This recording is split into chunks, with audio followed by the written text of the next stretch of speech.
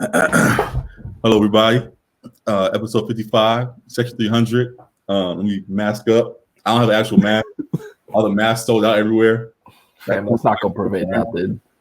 Y'all ain't getting me fucked up. Fuck that. Fuck that. We are back. What set is that you repping with the yellow bandana? No set. No game. No game ties at all. No ties. No ties. But you would not get me sick. I don't know what's in there today. Fuck that. Y'all got me messed up. Just wash your hands because y'all are nasty out there. Hell no. I can't do it. Anyways, I take this shit off. I can't even get it off. Episode 55 is here. It's your boy G here. Just say G alongside my boy Alec Foster. Welcome back. Follow us as you see below, like Section.300 and Section.300 pod everywhere. We appreciate all the love you guys have been showing and all the love that you guys continue to share online. So we're back with new episode. The coronavirus is out and messing people up. I'm out here faking, pretending to protect myself. But yeah, as we go on to other things, today is Sunday. We just finished watching the Lakers and Clippers, and Lakers finally got a dub. Lakers finally beat the Clippers in a very hard fought match. There was playoff intensity in the building. Celebs was in the building. Everybody was in attendance, and Lakers finally got a dub. And what do you think about what you saw from the game today, Alec?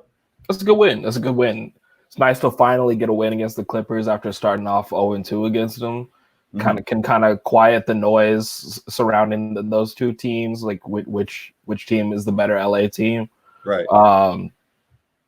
It was a good win on Friday as well against Milwaukee too, the leader in the East. So that's a nice little back-to-back dub we got there. We'll get a little momentum going. We'll talk about LeBron though. Talk about it. Please, let's get straight to it. What LeBron showing today. Well, first of all, like this past week or two, we've seen a heightened media. I don't know what I want to say. Basically, they're starting to prop LeBron higher up in the MVP race against Giannis, and it seems like it's been a pretty clear cut victory for Giannis like most of the season, but now all of a sudden it's like they're like it's a 2-horse race. They're like slamming it down our throats like it's a 2-horse race. I'm like, it's like it's like 1A 1B. Like LeBron would be deserving if Giannis didn't exist, but I think Giannis is the clear MVP still at this point. I mean, it's impressive what LeBron's doing at year 17, age 35. Like, I get that. They keep telling us how old he is, how long he's been in the league. I know. Please. And he's been playing great ball, especially since the All-Star break too. But I still got to give the nod to Giannis, the way that Bucks team has been playing all year. And it was just seeing LeBron flex it and stuff at the end of the Lakers Clippers. It's like, bro, we're not even up in the season series against them. Like, why are you flexing like this? Clearly, it meant something to this Lakers team to finally get a dub against the Clippers. I think it'll be good for them. If we have to see them in the playoffs, it'll be a good like mental victory for us. But it's still a regular season game. The Clippers are still a good team, so I don't. The flexing thing, I was like, what? The thing that confuses me, just for the game today first, is that we hyped up the first two games, like, okay, we want to see what's going on. Like, especially the first game. Right. And he didn't do shit in the first game. Lakers were just ass in the first two games. Yeah. And media did what they did and hyped up the Clippers as they should. And it went, and then things went as they did. We get to this game, and yes, there was still a hype because it's still battle for LA and all that. As I mentioned, celebs were in attendance and all of that. Right. This was really an important game. I wouldn't really say as compared to the first two. I would say, like I said, more mentally for the Lakers. The tone and things, and you're getting that first pause, that first taste of each other, whatever. Big pause. Yeah, I said pause. You're getting that first taste of each other, and everybody just hyped, especially after the offseason that we just had, having these two juggernauts that are teams that are juggernauts going head to head for the first time.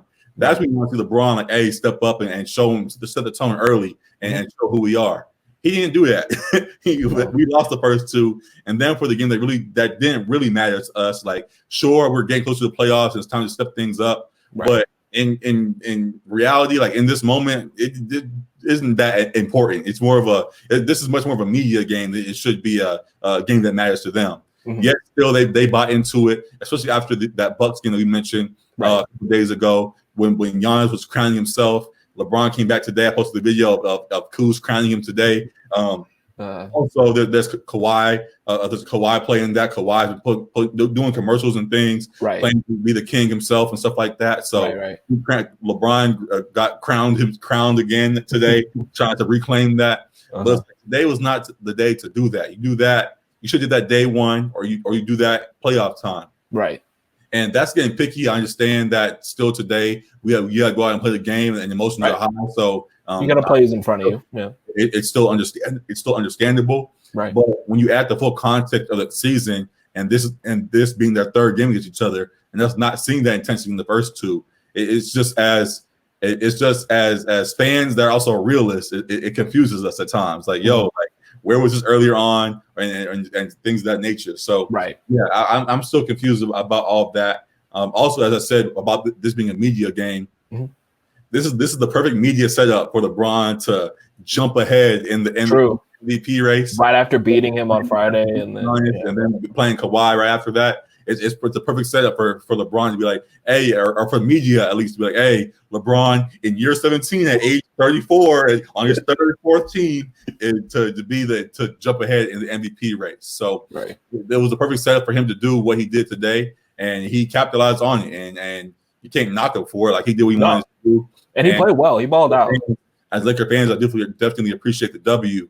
Just looking at the stories beyond just the game itself, it is funny and as you look a little bit closer. So, very interesting to see how this all has gone down. I think you already answered the question, but do you think LeBron actually has made any impact on the MVP race? A little bit. I mean, those are quality wins, and like since the All-Star break, he's been playing pretty consistently great basketball since then. So, I mean, like I said, I think it's like 1A, 1B. Like, he's right there, but I still give the slight edge to Giannis at this point.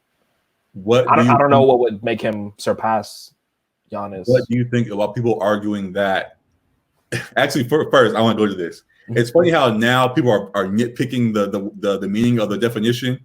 Like before, it was like for MVP, it was just best player. Like, you give it to the best player, and Giannis last year or Harden or KD or whoever it was in the past, you just give it to them. They're clearly the best player of the year. You give it to them and you go about your business. This year, with LeBron not being the clear front runner of the thing, it's like, okay, most valuable player. I know Giannis is the best athlete, and he has the best team, but he's not the most valuable. It's like, y'all, no, don't switch up now. Like, every year in the past, it's just the best player. Let's not forget too, like, and y'all nitpicking. LeBron does have Anthony Davis with him as well. Like, he does have a top 5-6 player. Here's what people are saying, which is funny. They're saying that take LeBron off the court, and even though AD is there, that team struggles without AD.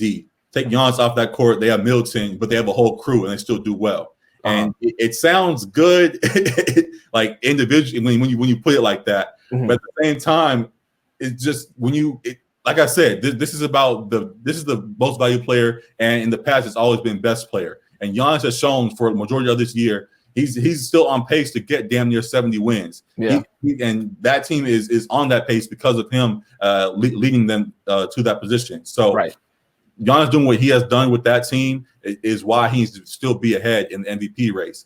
Yes, yes, he may have a group around him that fits him better and is producing even when he's off the court. And LeBron's team struggles. We still got to deal with Rondo's bum ass and all these other guys that come off the bench at times. But when it comes to the most valuable player, this for a long while it has always been about the best player. And now we can get to try to turn it in LeBron's favor. Right. And it's just funny to see. So that's where I mean, and like Giannis could arguably be defensive player of the year as well, as could AD. Like, I think it's between those two. So like when you take into account that, like, LeBron is playing with the defensive player of the year caliber player. AD could honestly be in the MVP discussion as well too, with like the numbers he's put up all year and consistently, and hasn't really taken nights off as well either. So like I think that takes a slight bit away from LeBron just because he's playing with another MVP player. Like right after the second best player on the Bucks is who? Middleton, would you say? Yeah. So like that's a huge drop off from Anthony Davis. So I get the and again Bucks play well without him, but I don't know. Again, as well, all these awards are very individual. In the same way we saw earlier in the season, we saw Trae Young, even though his team was trash, be a starter on the All-Star game. There's situations like that where many of these awards and things are individual based. Yes, analytics can be pulled out to show all these other in-depth stats about why one guy should be favored more than the other. Mm-hmm. But in reality, it's a very individual based award, and individually, Giannis has been the better player this year than LeBron has. Sure, LeBron turned it up at post All-Star break, as we mentioned, but all year long, Giannis is the one that deserves to get that. So yeah, it's very funny to see the narrative being turned in LeBron's favor. I know Laker fans are probably sitting here confused because we couldn't be Lakers fans. We're always hating on LeBron. We discussed that. Y'all can go back to all our episodes explaining why we're torn on this Lakers squad. Right. Y'all can go back and watch those. But for right now, that's how we feel. It's what it is. So definitely shall see how that all plays out going forward. Yeah. So, you want to stick with the Lakers with their recent signing? Yeah, we'll stick there. I mentioned last episode how I thought if a guy like Dion Waiters got in the right situation, he could do well. And he signed here to the Lakers, and hopefully it's the right spot. He didn't play in the Clippers game today, but it's on the roster, and it will be with us going forward. And I like the addition. I like it better than J.R. Smith, at least. So I don't know how much of a contribution he'll have because I think our lineups are pretty much set. But we'll use them as much as we can. Another thing that's interesting that I forgot though with it is just that he's played with LeBron before, and it didn't go well. Him and J.R. Smith are currently in the same boat. Where they are former LeBron teammates coming back, trying to run it back again. And Dion Waiters has the opportunity, and we'll see if he has a better outcome this time. So what do you think on the signing? I like it. I like it because it's another guy that can go get his own shot. We don't have too many of those on the team. Like Kuzma at a lesser level can, but he's been really inconsistent this year. And then LeBron, obviously, and AD can. But after that, like, it's guys that are pretty much 3-and-D guys, spot up shooters that can't really play make. So I think it's a nice piece to have going forward. Like you said, rotation wise, I don't know that he gets a lot of play. He may get some of like the Rondo minutes that like a lot of Lakers fans have been clamoring for Caruso to get more of those minutes. So he might get some of those like Rondo minutes that are hopefully being shortened. Then that becomes a little bit tricky come playoff time too, when rotations shorten and guys are usually playing like 8-man rotations in the playoffs. That becomes a little tricky as far as how we do that. I mean, because we also have recently signed Markieff Morris too. Right. So it'll be interesting to see how Vogel and the assistant coaches iron out that rotation. But I think it's a plus. It's not a minus. So I liked the signing. Yeah, we shall see. Do we have another open spot still as well? Or is that the last one? I don't think so, but because they were talking about maybe still signing another person, but I'm like, I think they'd have to cut someone. Like, I think they were still talking about J.R. Smith potentially. Well, because they'd still have to cut someone. Daniels, because we had a spot. Daniels was to get Waiters.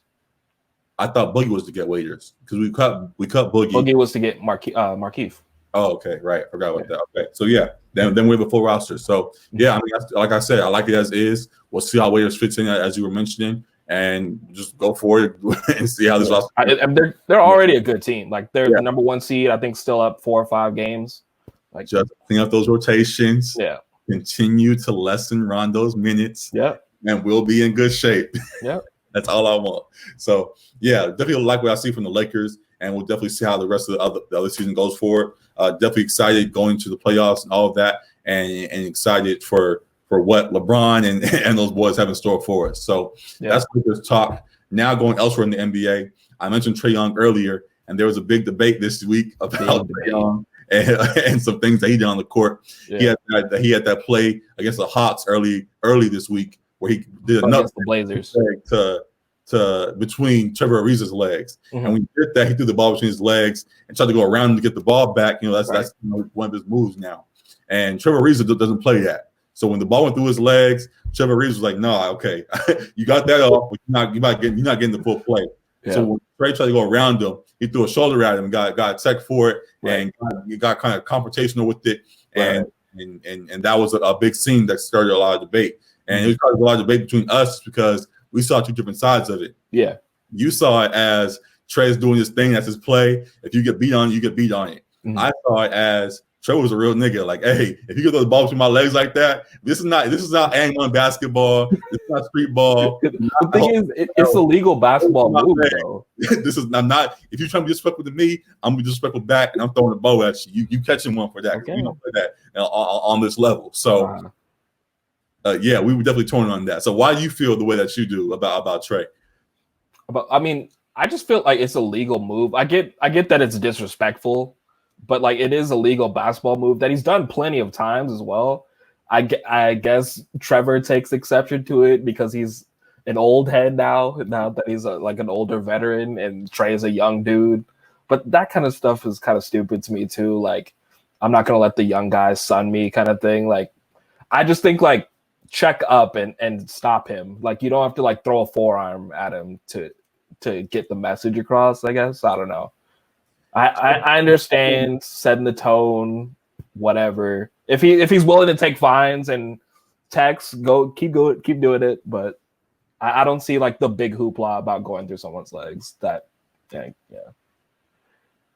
It's a situation where something that we mentioned before is just playing the game by the book, and there is plenty of creativity within the rules to do things as they are, and also within the NBA. There's not many unwritten rules in the league. Like the guys kind of do their thing, and they're allowed to be creative and crossovers and pull young guys as much as they want. The one I brought up was like the end of game thing. Where it's like if you're up too much, like don't try to score anymore, that kind of thing. Stuff like that. Yeah. So there's only a rare few things. And as guys get older in the league, one thing that they don't seem to tolerate is just blatant disrespect, even if it's even if it is allowed to be done. So when Trae Young comes down the court, throws the ball between his legs. Oh, this kid is trying to disrespect me. He's trying to make me look like a clown on the court. I'm not about to be disrespected. You got the ball off, sure, but after that, no. That's as far as you're gonna get. So I definitely on Trevor Ariza's side. When you take it too far, you gotta get checked on it. So it is what it is. And yeah, we saw how it happened. There was, as you mentioned, Trevor Ariza was fined or whatever the case may have been. He got technical and all that kind of stuff. So he was punished for it. So your message also was sent across like, hey, you can't be doing that. He got you. What did he say? I'm not with the funnies or whatever. He's not with the funnies as well. So, all right. Trae was like, I would keep doing this the rest of my career. So.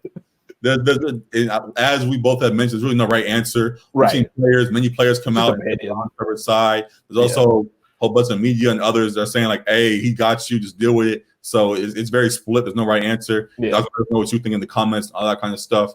But yeah, it was a fun debate to have throughout this week, seeing those reactions to it. So definitely something to keep an eye on and see how guys react to this evolving game of basketball as new guys come out with new ways to get by guys and do what they do on the court. So definitely looking forward to that the rest of the year and beyond. So definitely that is something to keep an eye on. And another thing as well, we mentioned the MVP race earlier on, and a guy that usually is in that top three of the race, but is not this year because of injury is KD.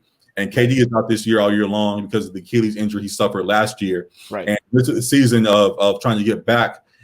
He went to Brooklyn post Golden State, and one of the reasons why was at least we believed was because of the head coach Kenny Atkinson.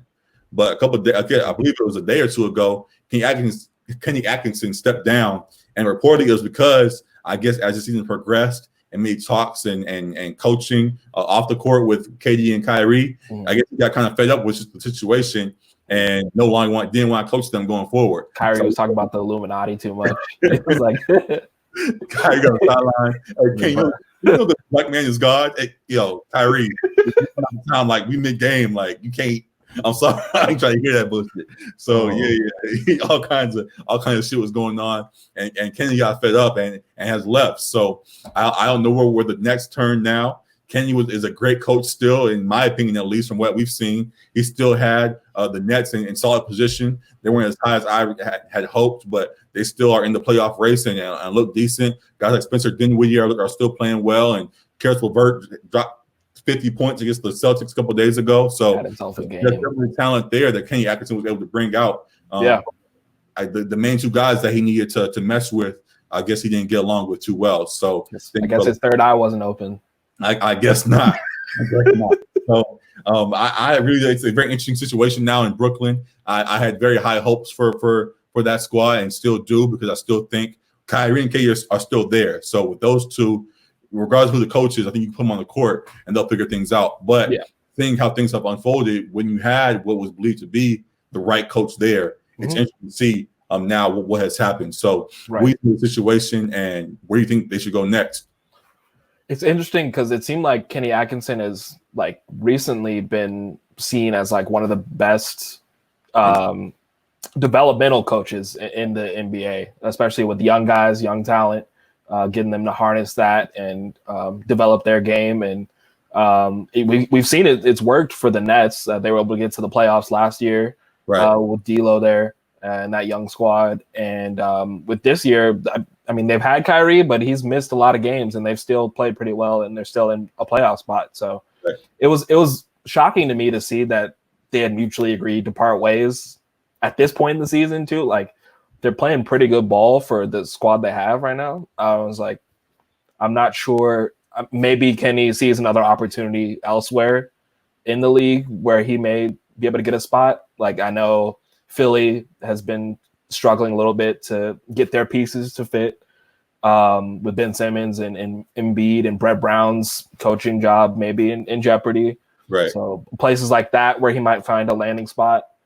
But yeah, it was shocking to me to see that, especially because you do have KD coming back next year, and it's going to be this squad plus another all-star talent. So I would have thought that maybe he'd want to at least ride out that one more year to see what KD and Kyrie together can give. That's what we all thought. Okay. But yeah, we definitely shall see. I'm not saying this guy is blackballed. I'm not sure what the situation is. We kind of addressed it before. But it'd be very funny if Brooklyn stole another guy that the Knicks wanted, in Mark Jackson. We've thrown his name out every time a coaching spot comes available. It'd be very funny. I don't know about the front office, but at least fan-wise, fans would love to see Mark Jackson lead that Knicks team going forward. And if yet again the Nets still a Knicks guy, and get Mark Jackson to coach these guys in Brooklyn instead. So that's just a thought. I don't know if there's any legitimacy to that, but it'd be very funny. I know LeVar said he wants Mark Jackson to coach his boys, so that might be off the table. Gosh. Oh God, LeVar's back in the news, man. LeVar's back. LeVar bike. Oh Lord. Oh God, talking out his neck too. He said, "Look, I forgot what he said. It was just." He said Jello is going to be the leading. No, because they asked him, "Do you think Zion can be the leading scorer in this league like for years to come?" And it was like, "Yeah, until Jello gets here."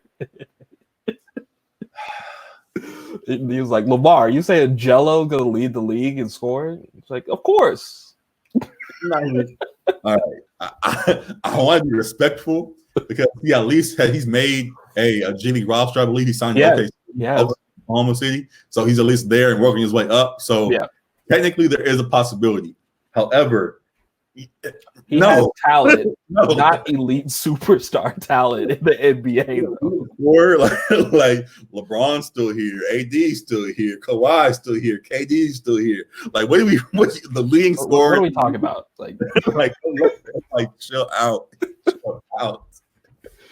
So it's okay to say like my boys are good, but we ain't got to get crazy with the Lonzo's better than Steph kind of comparisons and stuff. Like, just let their game do the talking, man. I really think if LeVar took that same intensity, but just minimized the expectation or the thing, like if he just came out and said just boldly, like Jello deserves a shot. Right. Same fixing all of that, but the message is just Jello deserves a shot in the NBA. Yeah, like something more realistic. Exactly. He'd be received much better. But when he came with that intensity, and it's behind the message that's crazy as well. Like it's all a mess. So yeah, I don't know what he's talking about.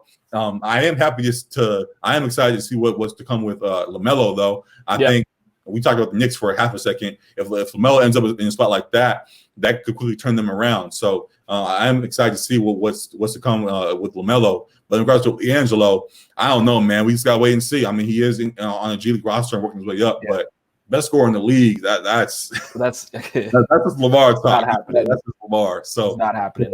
But it would be dope to see him make a squad. I'm sure he'll probably get a chance to play some summer league this upcoming summer league. Maybe make a roster. So I mean, that'll be dope to see.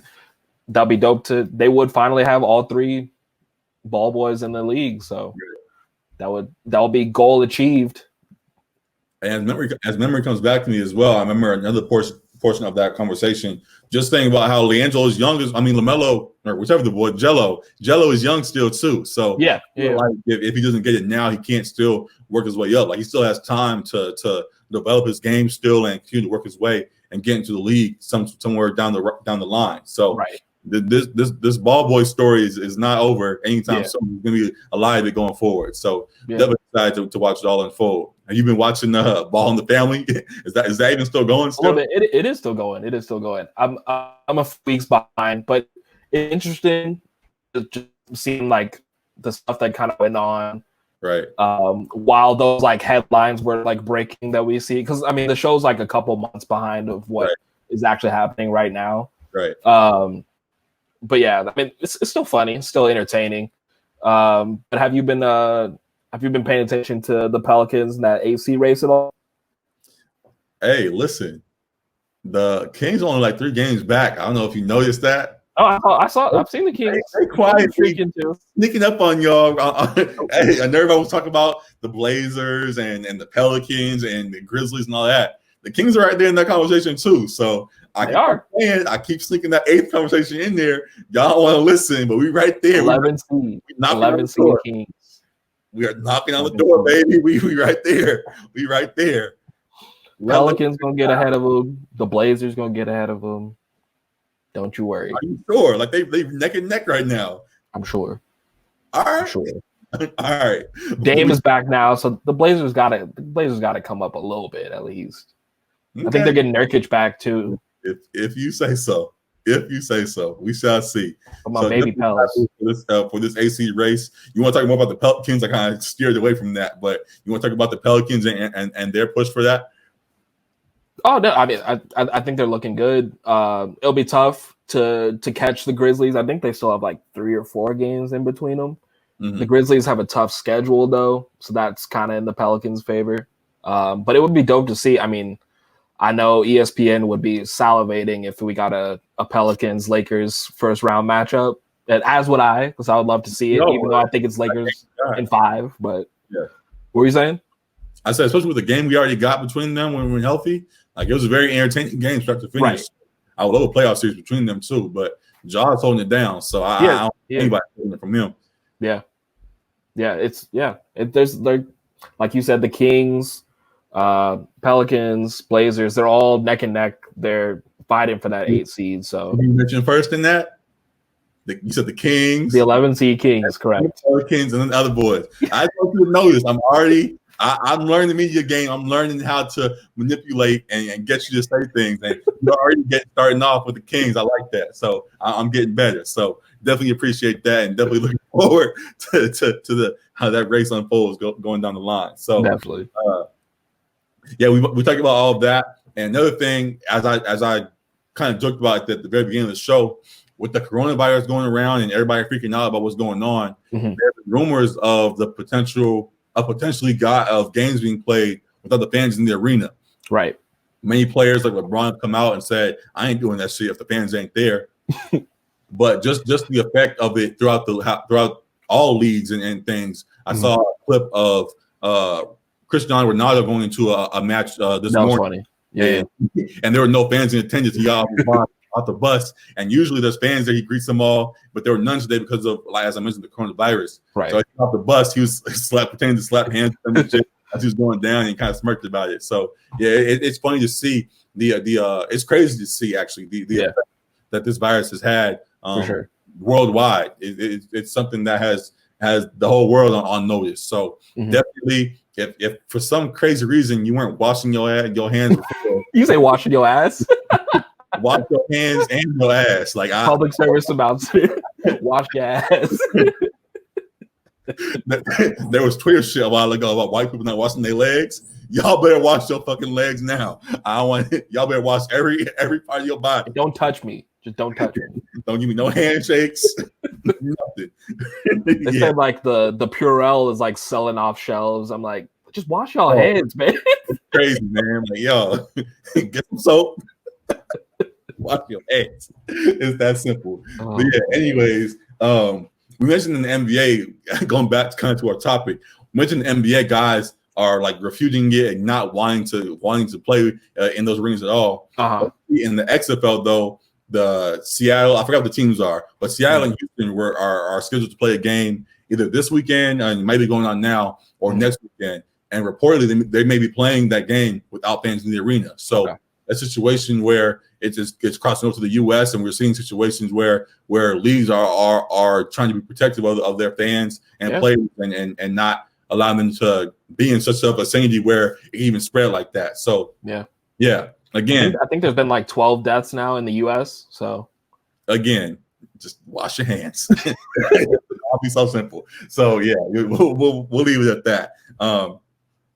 The last thing we mentioned with the XFL, we went to a game a week or two ago. You guys saw the clips that we posted from that, and we may go to another one. I know the LA Wildcats are now 1-3. Last time I checked, we went to the only dub, but they were great, beat the best in the league, and then now they come back a week later and lose yet again. So I don't know what's going on with them. Maybe we have to be in attendance again, which we might be. I know March 29th. We might be the good luck charm. That's true. They play against Houston. Maybe we can go back to that one. I don't know. But yeah, it's very interesting to see how their ups and downs this real season of the NFL. So yeah, we'll definitely see how that unfolds, and we may be another game. So stay tuned on that for sure. So all right. That's it with the XFL.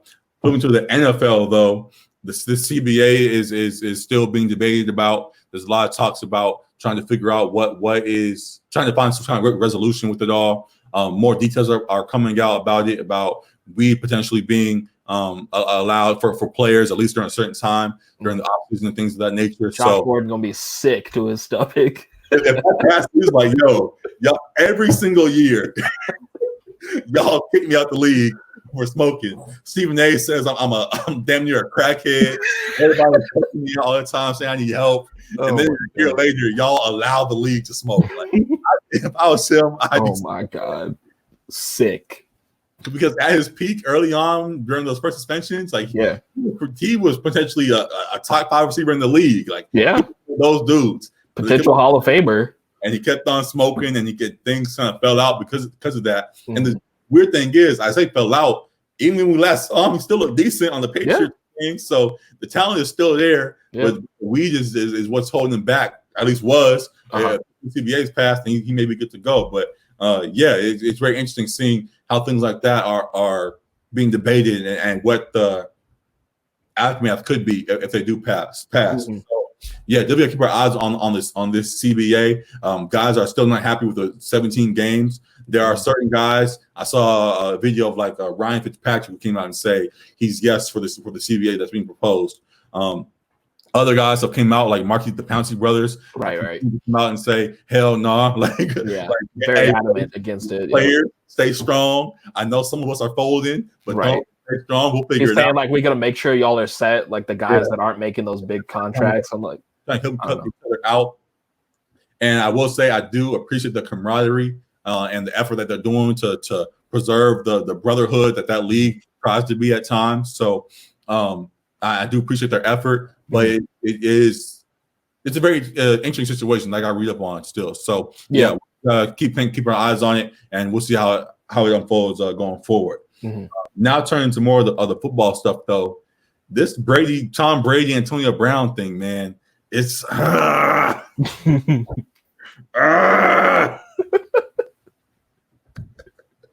But Brady's still under your skin, bro. We were saying Antonio Brown's gonna be in the XFL next season, but instead Tom Brady's boosting them, and they're gonna be on the same team again. Oh my gosh! Are we really falling for that Antonio Brown tweet though? The one where he's like, what did he say? Anger and something has took over for 6 months, but I gotta get back to focusing on success and hard work. What got me here, that kind of thing. Like, I don't know. He was wilding. Here's the thing. In a way, this is kind of like the discussion we had when Kanye turned to God in this last year and things. Yeah. Kanye had been mad quiet, but that's another whole other discussion. Yeah, we'll get there later. But not just to say, I believe you, but I don't. Yeah. Like, that's a true statement. But right, exactly. I don't believe you're going to continue with that action, to fix it going forward.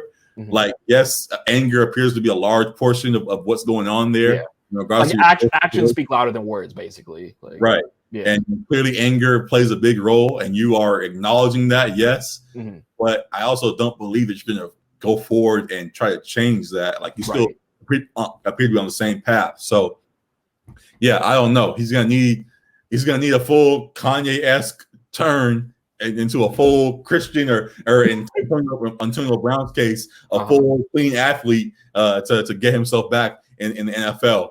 That, or like I said, Tom Brady got to keep on boosting him for some dumbass reason, and he'll be back for sure. So yeah, I don't know, man. What do you think? Is Antonio Brown gonna be in the league next year?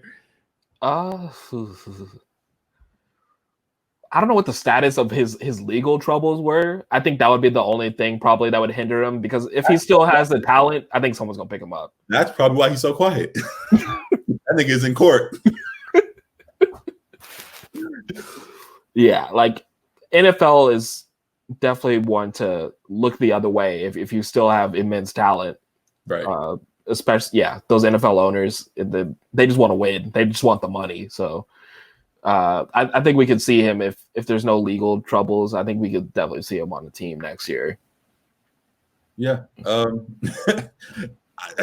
really don't know, man. I don't know. It's been such a mess. Like I said, I was rooting for a long time. There's been a lot of confusion on his actions in the last few months with music videos and all the other stuff he's doing. So it's hard to root for him. I do want to see him successful in some way. It's just you get annoyed at times with all the off the field antics that he's continuing to do. So yeah, we definitely shout. We're gonna see a clean cut Antonio Brown, like nice clean haircut. Yeah, for sure. So yeah, where you want to go next with that? I know that that was the main stuff we wanted to cover with all of our sports and all that. NBA we covered, NFL, we covered all of that. Is there anything else in those you wanted to address real quick? We missed a couple NBA topics. One was the Barkley Draymond beef. I don't know if you saw that. That could be summed up real quick. Barkley Draymond. Sounds good to me. But then the other beef too was Harden going at Giannis in the interview with Rachel Nichols, which I'm sick of you NBA niggas going to talk to Rachel Nichols, talk spicy about other people. Like, can we just? I hate the drama and stuff. I will say, while that is annoying, they've kept the same energy on the court as well. This is not like it's been quiet and all of a sudden he's just saying this. Like, they've been have the same energy on the court and off the court as well. So fair, yeah. Out of the blue, Giannis didn't want to draft Harden in the All-Star game. Right. Giannis says that there have been times where he's, whether it's accidental or not, thrown the ball dead ass right at James Harden. All kinds of stuff. They've shown they do not like each other on the court. So it's not out of the blue. But yeah, your point definitely is funny about guys going to Rachel about all that shit. So I don't know, man. That's how they move. So it is what it is. But I mean, the comments about Giannis basically just he being good because he's 7 feet and it doesn't take skill to like run and jump and dunk. Like, I was like, come on, Harden. Like, right.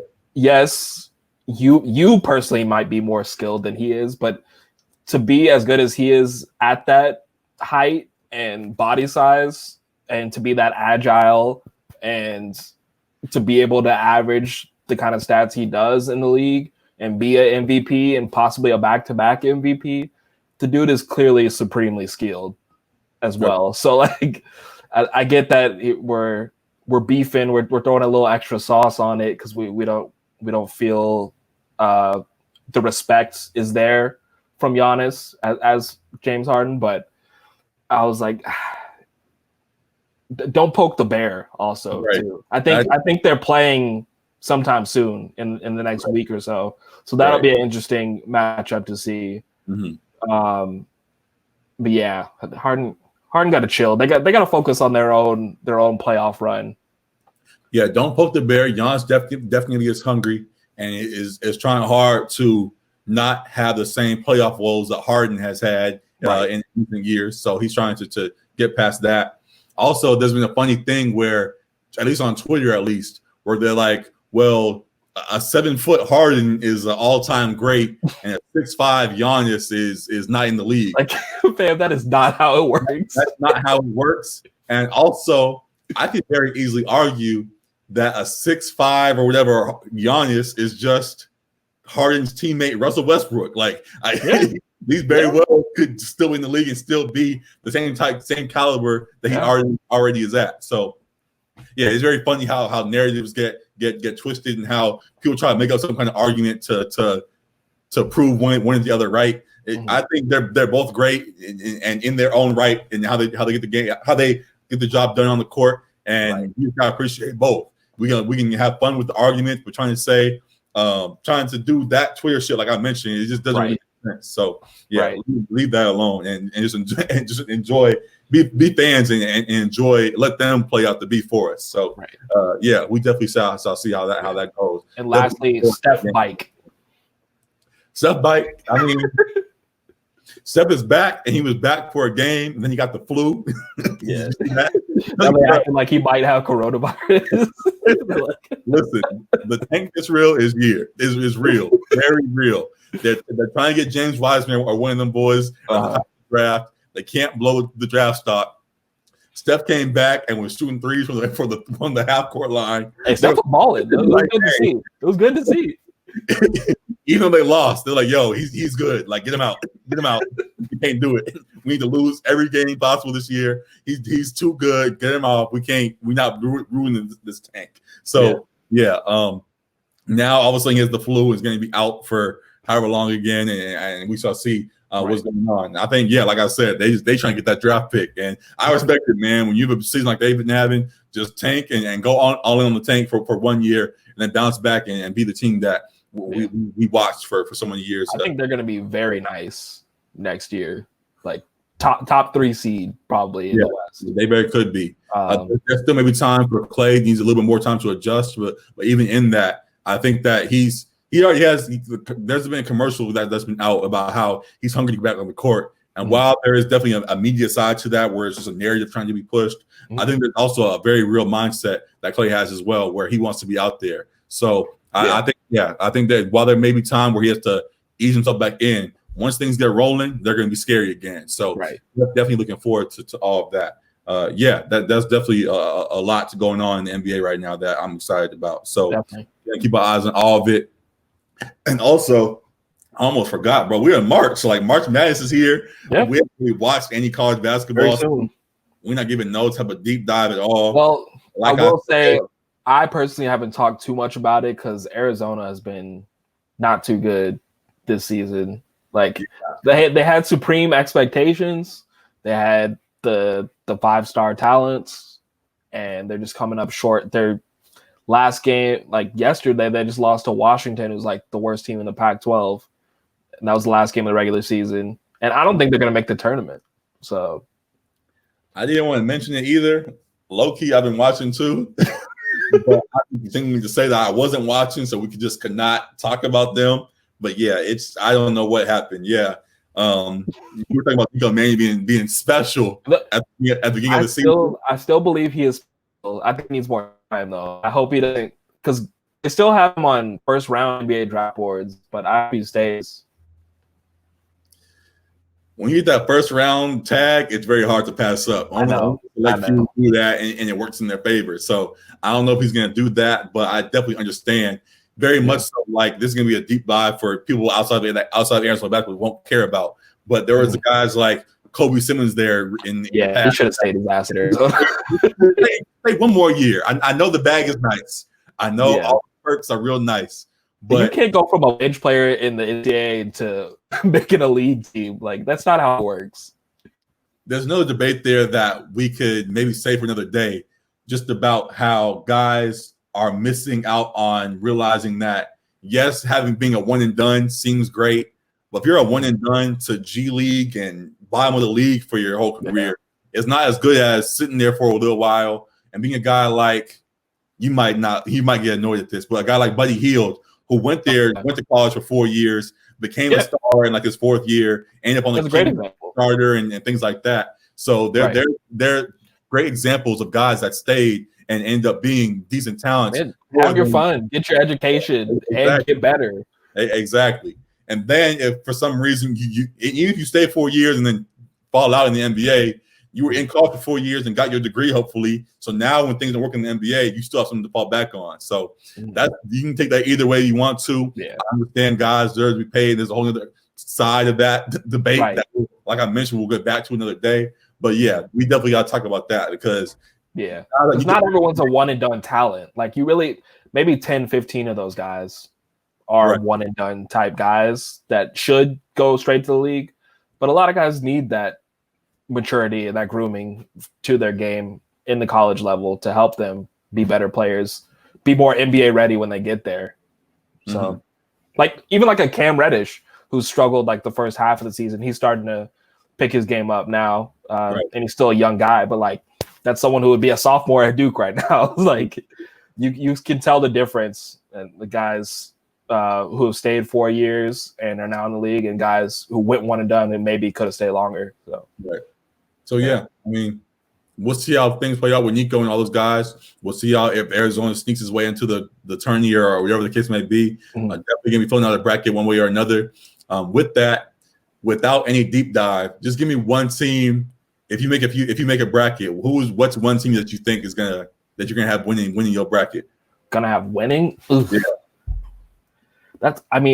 The last time I looked at the rankings, I think like Dayton is like number 2 or something. Like, Baylor is super high. Because I just haven't paid super close attention, I'm gonna say Villanova, because their team like always plays well in the tournament. I think they're still ranked this year, and Jay Wright always has them playing elite defense and making deep tournament runs. So I'll throw Villanova in there. I think they're a team where they've reached the point where it's like, just get in. Like, we don't care about the regular season, just get it in, and then we'll figure it out from there. So that very well could be something. I will admit, you kind of joked about it, but I kind of like Obi Toppin and Dayton. I watched a whole lot of it, but I think they just play in a weak conference, so it's hard to gauge how they'll play against. Again, I'm going off of what I've seen from OB and just a few highlights I've seen from the team. Right. So I do like them, and we'll see. I can be completely wrong. They could lose in the first round, but if not, if I make a bracket, at least if I make a few brackets, I'll have at least one with Dayton winning. I'll put it like that. So, I will say too, it'll be dope to see if our hometown teams can do something. Like UCLA and USC have made pretty good runs at the end of this Pac-12 regular season. If they can both make the tournament, it'll be dope to see them make a nice little tournament run. Definitely. So got to put eyes on all that. Mark Maddox is here. If you want us to do a tournament challenge, have a group, have a Section.300 group. We definitely got to do one. Group, whatever you want to call it, we'll have one for sure. And you guys can follow us online. Our at name is still floating at the bottom. You can add us there, and we'll be sure to add you into that as well. So for sure. Definitely excited for all things in sports. It's definitely one of the funnier times of sports season. We got baseball starting, football with the combine and things going on right now, the draft on the way, all this stuff going on at the same time. And it's great to be a sports fan. Yeah. Also, though, because as we like to do, we love talking music as well. Yeah. On the way as well. And music drop finally and at the same time too. Lil Uzi is someone that we were waiting on for years at least. I have been, and he finally dropped Eternal Take. And to many people's surprise, he dropped it a week early, and many people enjoyed it. Did you listen to it? I did. What'd you think? I gotta sit with it a little longer. I don't want to give my opinion yet because I feel like Uzi is an artist that has grown on me like over the years. Like I remember way back like when the Lils. Now you with us now? Yeah, I remember like probably like maybe 3-4 years ago we used to talk like about the Lil rappers like the Uzi, the mumble rappers. We both hated all of them. Yeah. But yeah, they've definitely grown on me. And Uzi is one of those he's the king of the Lils. He's more melodic type style of music, and I gotta sit with it maybe 1 or 2 more times, just going through top to bottom with the whole project. There was definitely tracks that I was like really feeling throughout, but I mean I think it was like a 20-track album or so. Right. So some of it was starting to sound a little bit similar to each other. And also, what'd you say? Here's a deluxe edition dropping soon as well. Like you said, oh really? Drop any day now. He's dropping. He's rolling now, which is good. So, in regards to I would say he didn't disappoint his fans at the very least. Right. As someone who's become a very big fan of his, definitely did disappoint. I will say though, I was hoping, like, if I had to compare, like, someone I listen to a lot, we talk about many times here still, Young Thug and That So Much Fun album is still very good. I go back to that a whole lot. I was hoping for a project on that level from Uzi. Okay. Not what I got immediately. Maybe it's too soon to say. Yeah. For these first few go rounds, I wouldn't say it's on that level, though it is enjoyable. Yeah. And that's where part of, I can't really call it disappointment, but just hype. I know that first listen you were hype. The first listen you were real into it. Hype versus reality. Like I definitely like it's definitely great hype music. He talked about how this is definitely a I forgot exactly what we call it, like a live album or like a tour album. Like you gotta play this, a stage album, whatever we want to call it, meant to be performed. Yeah, I definitely get that vibe from it. In regards to songs I play on the regular, like the more you listen to it, the more you kind of cut songs down. Right, get from 20 songs to 15 to 12, and you kind of find a sweet spot in there. Songs bouncing around, and that's kind of where I'm at right now. Definitely enjoy it. There's definitely some very great highs on there. And I'll still continue to go back to it, but yeah, I wouldn't say it fully met expectations. I think part of it is just because there was a lack of features on there. There's like one feature. That too. I kind of missed that. Outside of it though, even it just being Uzi by himself, I kind of get it because after 2 years, like, hey, you just want let's just hear Uzi. Like, I know you have your features on there. Let's just hear Uzi for a second. So I get that. But in regards to a project, I would like to hear with that style, with all these littles and all that. Though Uzi is one of the heads of it, as you mentioned, you kind of want to hear collaboration between them all. So yeah, like more of those. But off rip though, how would you compare it to Love Is Rage 2 for you?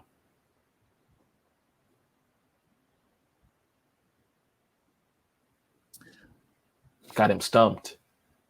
Not stumped. I'm just going through the Love Is Rage track list in my head. Love Is Rage 2 is probably my favorite of Uzi's projects. So. It's definitely one of his better projects. There's a lot of tracks on there, man. For now, I'm gonna put it just below that. Okay.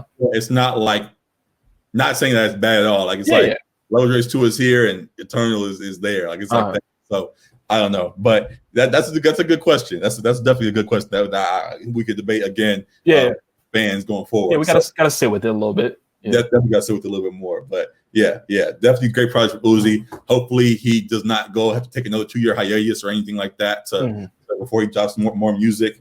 And definitely excited for what more he has in store for us. Artists though that have been on breaks, Kendrick has finally popped back up. He did music. Just seeing his he's finally back with headlines. He announced his creative company, as he calls it, collaboration with Dave Free, his company called PG Lang, and he dropped he announced the company, and he had a debut his what's it called? The company product, his company message, whatever it's called. He had a video alongside it, which had Baby Keem and Georgia Smith, Yara Shahidi, and all those people kind of in it, and it definitely was exciting to see. And it sparks a lot of anticipation, just because I believe Keem actually is. I don't know how much you follow Keem, right? I do. Before he blew up, that's whatever. But anyway, I believe he's actually like a backpacker. Don't do that.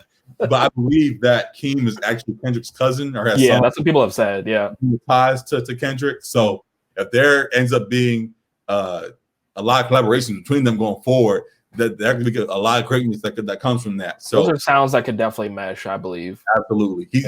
Keem's already been working with TDE on the low, with Schoolboy's project and the Black Panther project and things like that already. So he's already been in the building. So they definitely could collab and create some greatness for us. So I'm definitely excited for wherever this company is. I would love to see what he has in store for us. He said, I'm excited for the album. I don't care about the company. Well, I mean, I like, again, I don't really know what it is. Creative company is not a label. It's also not I don't know. It's wherever he wants it to be. Honestly, you talk about podcasts and all kinds of stuff that could be involved with it. So maybe Section.300 is on PG Lang. Yeah, you coming soon. I don't know, but we throw it out there. But I don't know. But I'm excited to see whatever Kendrick has to bring to us. On that side, for the music, no doubt. Like, music is long overdue now. Like, I get that you want to create this company, and as I mentioned, we're very excited for it. We love you though, as the artist that you are, and want to hear more music. So for sure, he's with that. It's funny because prior to that, like, you couldn't find pictures of him nowhere. Like, he wasn't. You might have saw one grainy photo of him in the studio, like really anything. And then it pops up now. I've seen pictures of him and Nas. I've seen pictures of him. I think he's got a basketball game recently, stuff like that. Like, for real? Okay. He's slowly trying to step out into the public, and once he's stepping out, that means the work that was done in the dark or in the studio must be close to being finished. So, speculation about music on the way, it seems to be legit. So we definitely got to keep our eyes on that. Definitely excited for all things TDE. So looking forward to that for sure. Someone that Kendrick is always compared to or put in matches with is Drake, and Drake dropped those 2 tracks last week, and you're nodding your head with the real joy right now. Look at those 2 tracks. Those 2 tracks he dropped. Those 2, honestly, that's not even the one I was most excited for. The most excited I was the leak, the Not Around leak, which I don't know if you heard that one, right? I only heard it once, to be honest. Okay. Yeah. That one was a bop for sure. But the Win to Say Win Chicago freestyle with the video, that was dope to see. Like I said, it just made me feel broke as hell watching that. The him pull up to the embassy, which is his house, and all that. Him counting up the money in the safe, all that kind of stuff. But it was nice to hear Drake, the rap side. I know that's usually your favorite side of Drake, so it was nice to hear the bars. We got to see what the Marcy photos were about that we saw as part of it. The first song, Win to Say Win, was over Song Cry. Right. And so that part of the video was in front of the Marcy projects. So that was dope. And I mean, the one thing we said though is he just he couldn't let Party Next Door single breathe. Like it was a day. Then Drake comes with 2 new singles out of nowhere. Like, we didn't even no one was asking for this. Okay. Yeah. Bro, we did not need these tracks at all. and like you mentioned with the Not Around, he could just leaked it. Just drop it on SoundCloud or something like that. Just leave it. Don't say nothing about it. It's out, whatever. He dropped both songs, dropped videos, hyped up everywhere, stole all the thunder from Party Next Door yet again. So it's like, I don't know how Party Next Door is happy on that label. When they, I don't know. Maybe just because he's writing for so many other people too. Like, maybe that's what he cares about more. Sure, the bag probably is nice. Yeah. But if the fan love, or however you want to put it, the media attention behind him is not there when he wants to drop his own projects, it's like it's very hard for him to be successful when every time he wants to do something, Drake is in his rear view, ready to just steal the show from him. So, yeah, man, I don't know. I know his album's dropping soon, and it's funny we say that. Before it was like a whole bunch of anticipation, like, oh, his album's dropping soon. Now it's like, his album's on the way. Sure, we'll take it. But he kept saying it's coming or Christmas time. Then it's coming January. Then it's for sure coming February. Then now it's March 27th or whatever. In the March, right after the weekend. If the weekend was Party Mobile, whatever. If the weekend drops a great album, no one's even gonna care about this one. So, or they will, but it won't be long lived. So. Yeah, I don't know. And as we see with Drake dropping songs now, it can be very well speculated that he's going to drop soon after that as well. Yeah. So it's like Drake's going to steal a spotlight from this man every chance he gets. Whether he even realizes it or not is another thing, which would be crazy at this point because it seems like he does it damn near every time now. Yeah. But regardless, yeah, there's got to be some kind of change there because Party, he has so much talent to continue to be just swept under the rug like this every time he drops. So yeah, we got to keep our eyes on that. What do you think of the tracks though? Of the Drake tracks, like it was cool. Yeah.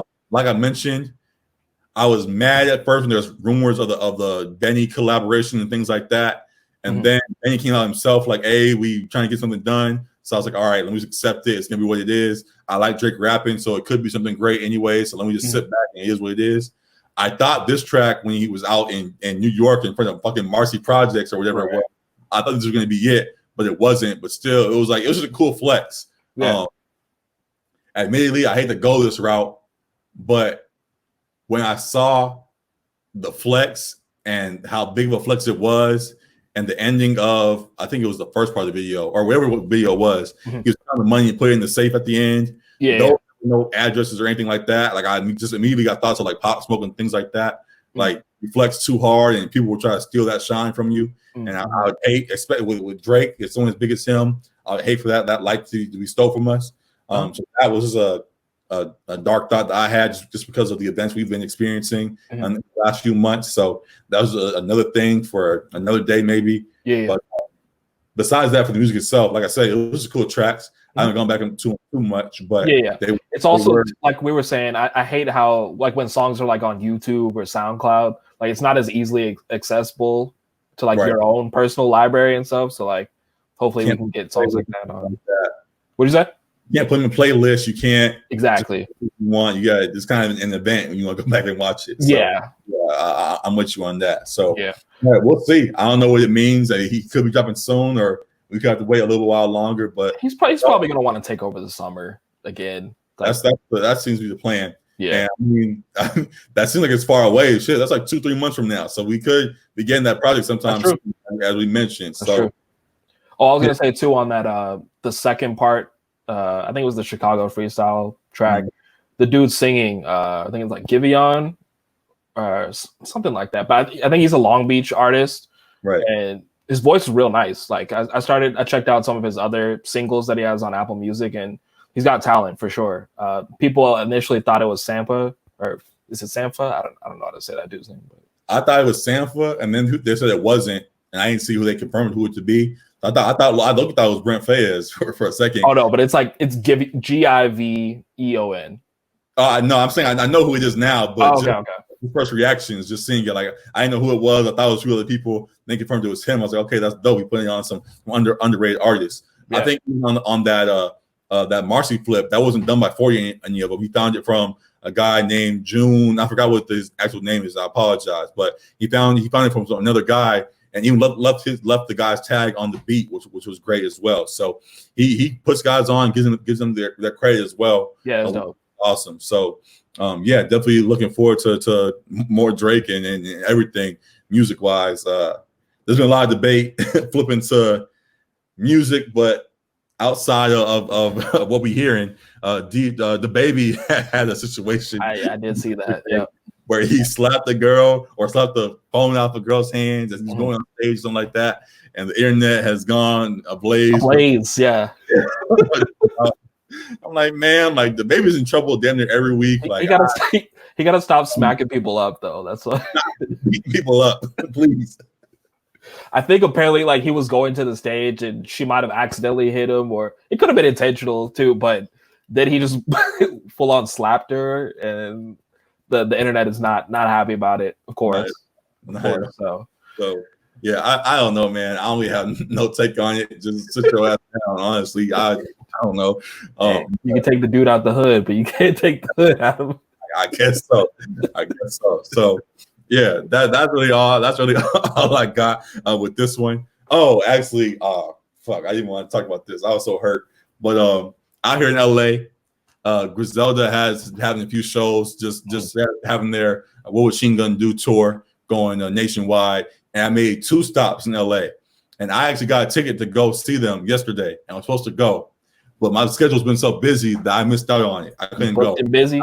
I booked and busy trying to get things done for the show and other things as well. And the show came up last night and kind of caught me up by surprise. I tried to drive out there, got halfway, started dozing. I was like, you know what? Oh, no. No, I got to turn around. Like, I don't live close. It was out by Staples Center. And I don't live close. Okay. Yeah. It takes a little while to get there. So I got like halfway. And I was like, oh, no. I was like, oh, shit, I caught myself. I was like, it's time to go. I was to go home, sleep, hopefully get them on the next go around. Sounds like you made the right choice. Yeah, I'm here. So I think so too.